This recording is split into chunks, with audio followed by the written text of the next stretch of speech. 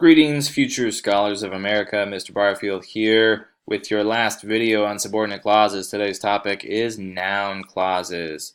Noun clause, well, that's just a subordinate clause that's used as a noun. It's pretty straightforward. Just like nouns, they can function as many different things. They can be subjects, direct objects, indirect objects, objects of preposition, predicate nouns, blah, blah, blah, blah, all those things, okay? If you were to use a noun clause as a subject of a sentence, it would look like this. Whoever camps must enjoy the outdoors. Okay? Whoever camps is the noun clause, the simple subject, whoever, simple predicate, camps.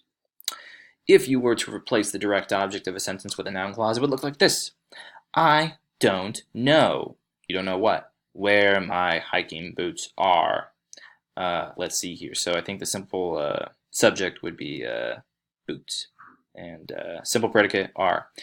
Indirect object, it would look like this. I gave whoever needed energy a handful of trail mix, or to say it a different way, I gave a handful of trail mix to whoever needed energy. As a predicate noun, it would be, that is why I did not join the others.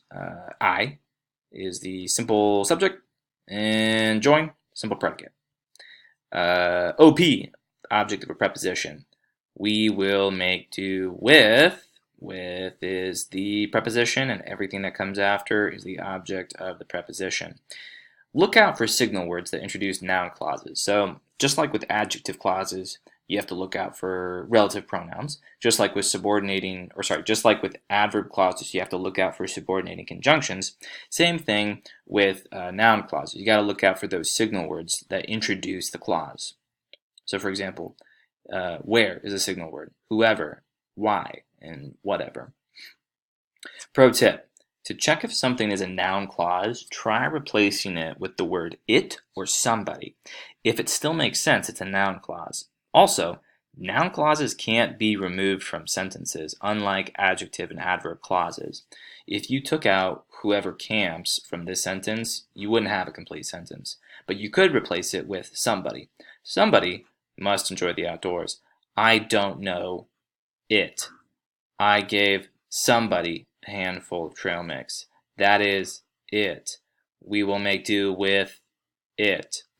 It changes the meaning of the sentence, makes it more vague, but it still makes grammatical sense. All right, there you go.